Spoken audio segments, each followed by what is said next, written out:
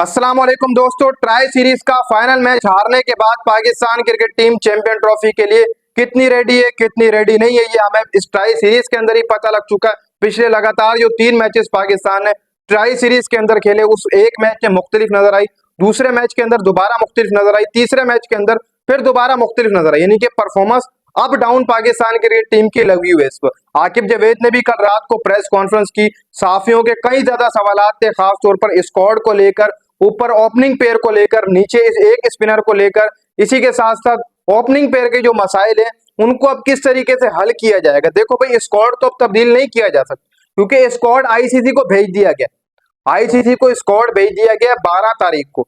उसके बाद Pakistan cricket team इस स्क्वाड के अंदर चेंजिंग नहीं कर सकती। एक ही शर्त के ऊपर इस स्क्वाड के अंदर चेंजिंग हो सकती है कि आपका कोई प्लेयर इंजरी का शिकार हो।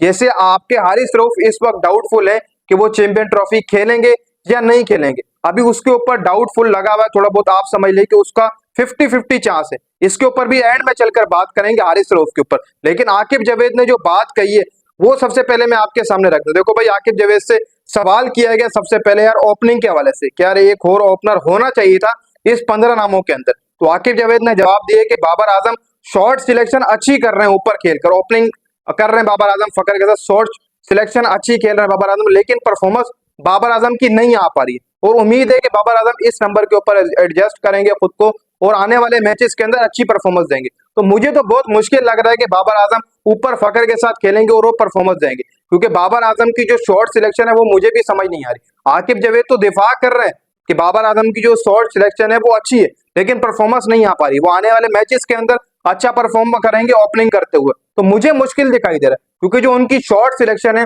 वो कल आपने देखा, जैसे ही फास्ट बॉलर ने बॉल करे तो उनके हाथ में ही कैच दे दिया। कहीं ना कहीं पर ये एक मेजर प्लेयर को, बड़े प्लेयर को ये जेब नहीं देता कि वो ऐसी शॉट मारे वो आउट हो जाए।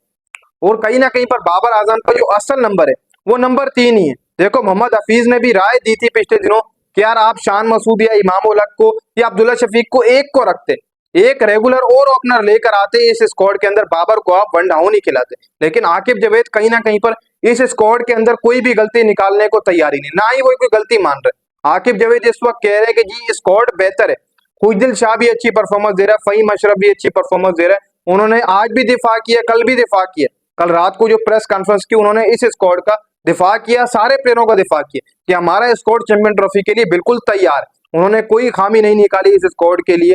इस तरीके से पिछले दिनों जो मीडिया टेल की थी लाहौर के अंदर, उन्होंने वहां पर भी यही बात की थी कि यार हमारी टीम चैंपियन ट्रॉफी के लिए यही है, वो तैयार है।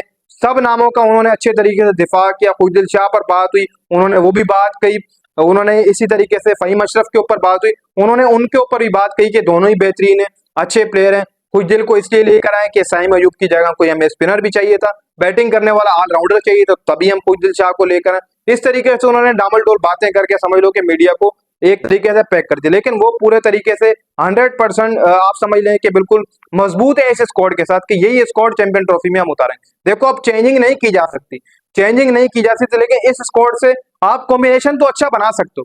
कॉम्बिनेशन बनाने के लिए बहुत सारी चीजें पाकिस्तान को करनी पड़ेगी। देखो, स्क्वाड में तब्दीली क्यों नहीं कर सकते, मैं आपको बता दूं। एक ही वजूहात हो सकती है स्क्वाड में तब्दीली करने की। सबसे पहली वजूहात ये कि आपका अगर कोई प्लेयर इंजरी का शिकार होता है, फिर उसके बाद आप स्क्वाड के अंदर तब्दीली कर सकते हैं, ठीक हो गया। वो भी टेक्निकल कमेटी को आपको बताना होगा पहले, फिर टेक्निकल कमेटी के डॉक्टर्स, फिजियो तमाम देखेंगे, प्लेयर का जायजा लेंगे, 3-4 दिन प्लेयर को देखेंगे, फिर रिपोर्ट आएगी। रिपोर्ट आने के बाद वो फैसला करेंगे कि जी इसको चैंपियन ट्रॉफी से बाहर कर दो, आप अपना कोई मुतबादिल प्लेयर बुला लो। ऐसे होगा। अब स्क्वाड के अंदर पाकिस्तान क्रिकेट खुद से चेंजिंग नहीं कर सकता। तो दूसरा ये होता है कि प्लेयर का कोई पर्सनल रीजन हो, कोई पर्सनल वजह, उसको वापस भेज दिया जाए पाकिस्तान, या फिर उसको कोई मसाइल हो प्लेयर को, जो कि शायद आजकल के प्लेयर कहीं ना कहीं पर मसाइल होने के बाद भी फिर भी स्क्वाड नहीं छोड़ते। अगर किसी प्लेयर को मसाइल हो तो वो वापस पाकिस्तान आ जाए, उसकी जगह फिर आप टेक्निकल कमेटी को बोलकर एक दूसरा प्लेयर ले सकते हैं। सिर्फ यही 2 वजूहात हो सकती हैं जहां पर आपको मुतबादिल प्लेयर मिल सकता है। इसी के साथ साथ आप स्क्वाड के अंदर इस वक्त कोई तब्दीली नहीं कर सकते। कुछ लोग बोल रहे हैं कि यार स्क्वाड में तब्दीली हो सकती है, तो उनके लिए यही है कि स्क्वाड में तब्दीली नहीं हो सकती।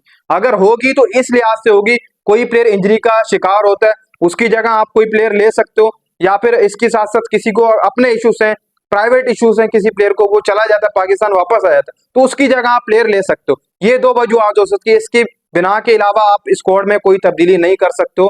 अगर करोगे भी सही तो टेक्निकल कमेटी से राब्ता करना पड़ेगा। मान सिवा इंजरी के अलावा समझ लो कि चेंजिंग नहीं हो सकती है। बाकी हारिस रऊफ का अभी भी डाउटफुल है कि हारिस रऊफ होते हैं, यानी 50-50 है। देखो भाई काफी लोग ये भी कह रहे हैं कि यार हारिस रऊफ जो है उनको इंजरी के मसाइल कहीं ना कहीं बढ़ जाएंगे और वो चैंपियन ट्रॉफी में 50 ओवर की क्रिकेट में उस तरीके से बॉलिंग नहीं करा सकेंगे। तो कहीं ना कहीं देखो शायद हारिस रऊफ पहला मैच आईसीसी चैंपियन ट्रॉफी का मिस करें। आकिब जावेद को सिर्फ और सिर्फ लाया गया था आपकी ट्राई सीरीज के लिए, यानी कि ट्राई सीरीज में आकिब जावेद को लाया गया था कि वो हारिस रऊफ के मुतबादल हो जाए, लेकिन चैंपियन ट्रॉफी के स्क्वाड में तब्दीली कोई भी नहीं की गई। हारिस रऊफ चैंपियन ट्रॉफी के स्क्वाड में होंगे। क्या पता न्यूजीलैंड के खिलाफ जो 19 फरवरी को पहला मैच है न्यूजीलैंड के अगेंस्ट कराची के अंदर चैंपियन ट्रॉफी का, उसमें हारिस रऊफ क्या पता आपको 11 के अंदर ना नजर आए, वो बेंच करें। फिर जो दूसरा मैच होगा उसके अंदर हारिस रऊफ को क्या पता खिला लिया जाए, जब तक वो पूरे तरीके से अपना एक तरीके से रिहैब मुकम्मल कर लेंगे। इस वक्त हारिस रऊफ प्रैक्टिस सेशन भी नहीं कर रहे हैं, क्योंकि कहीं ना कहीं पर यही है कि शायद वो पहला मैच मिस करें चैंपियन ट्रॉफी का न्यूजीलैंड के अगेंस्ट। बाकी रह गई ओपनिंग पेयर की बात, तो अब कहीं ना कहीं पर बाबर आजम अगर फ्लॉप जाते हैं, देखो स्क्वाड तब्दील नहीं होगा, यहीं से कॉम्बिनेशन पाकिस्तान बनाएगा इन्हीं 15 नामों से। अब यहाँ पर देखा जाए तो दूसरा ओपनर जो है वो उस्मान खान ही है, इसके अलावा और कोई नजर नहीं आ रहा। क्या पता फकर जमान के साथ उस्मान खान को अब ट्राई किया जाए, अगर बाबर आजम मजीद चैंपियन ट्रॉफी के 2-3 मैचेस के अंदर फ्लॉप जाते हैं। वैसे 2-3 मैचेस तो आप समझ लें कि चैंपियन ट्रॉफी से ही बाहर हो जाएंगे। कहीं ना कहीं पर पहला मैच अगर बाबर फ्लॉप जाते हैं चैंपियन ट्रॉफी के, तो फिर मैं आपको यही कहूंगा कि उस्मान खान को फकर जमान के साथ खिलाओ, बाबर आजम को नंबर 3 के ऊपर खिलाओ, फिर उसके बाद पर कहीं ना कहीं पर सऊद आ जाए, रिजवान आ जाए, फिर सलमान अली आगा आ जाए। इस तरीके से आप अपना कॉम्बिनेशन सेट कर सकते हो। उस्मान को भी चांस दो, आप उसका डेब्यू कराओ, आप उसको फकर के साथ ओपनिंग करवाओ, तो ये पाकिस्तान कर सकता है आई थिंक चैंपियन ट्रॉफी में। लेकिन आकिब जावेद कोई गलती मानने को तैयार ही नहीं है। नीचे फास्ट बॉलिंग में कहीं ना कहीं हमारे मसाइल हो रहे हैं। शाहीन शाह अफरीदी उस तरीके से बॉलिंग नहीं कर पा रहे। नसीम ने कल अच्छी बॉलिंग की, शाहीन भी थोड़ा बहुत यही है कि 50-50 चल रहा है शाहीन का। बॉलिंग विकेट हो तो अच्छी कर ली थी। साउथ अफ्रीका के अगेंस्ट अच्छी बॉलिंग नहीं की, वहां पर मार पड़ी। पहले मैच के अंदर भी मार पड़ी न्यूजीलैंड के हाथों शाहीन शाह अफरीदी को। तो अब कहीं ना कहीं पर मसाइल बढ़ रहे हैं। अब स्क्वाड यही है आपका, यहीं से एक तगड़ा कॉम्बिनेशन पाकिस्तान बनाएगा। एक ओपनिंग जो जोड़ी बना सकती है वो आकिब जावेद ये सोच रहा हूँ कि शायद कि यार बाबर ही खेलेंगे। उनका यही कहना है कि बाबर फकर के साथ खेलेंगे, लेकिन मैं यही राय दूंगा कि बाबर आजम को नंबर 3 पर लेकर आ जाओ, ऊपर आप उस्मान और फकर को खिलाओ, फिर आपके सऊद आ जाए, रिजवान आ जाए, सलमान अली आगा आ जाए, आपके खुदिल शाह आकर खेलने, शाहीन, नसीम, हारिस, हसनैन जो भी खेले, हारिस या हसनैन में से फिर नीचे अबरार को आप खिला लें। ऐसा भी जो है वो आप कर सकते हो। बाकी स्क्वाड में तब्दीली अगर होनी होती पहले ही हो जाती, लेकिन यहाँ पर कहीं ना कहीं पर पाकिस्तान क्रिकेट बोर्ड ने 2 गलतियां की हैं। एक स्पिनर रखना था स्क्वाड के अंदर, और शादाब को ये लेकर आ जाता। चलो शादाब की परफॉर्मेंस अभी अच्छी है, वार्म अप मैचेस में अफगानिस्तान के अगेंस्ट 2-3 विकेटें लिए 29 रन देकर। इसी के साथ साथ एक ओपनर ये बैकअप के तौर पर रख लेते, चाहे अब्दुल्ला को रखते भले वो बेंच पर बैठता, चाहे इमाम को रखते, चाहे शान मसूद को रखते, इन तीनों को रखते, इन तीनों में से एक को रखते, चाहे वो बेंच के ऊपर बैठता। चलो ये तो आसरा होता कि इस स्क्वाड के अंदर एक और मजीद ऑलरेडी ओपनर मौजूद है जो बेंच के ऊपर बैठा है, अगर बाबर परफॉर्म नहीं करेंगे तो उसको लेंगे। अब आखिरी option I think Usman Khan है।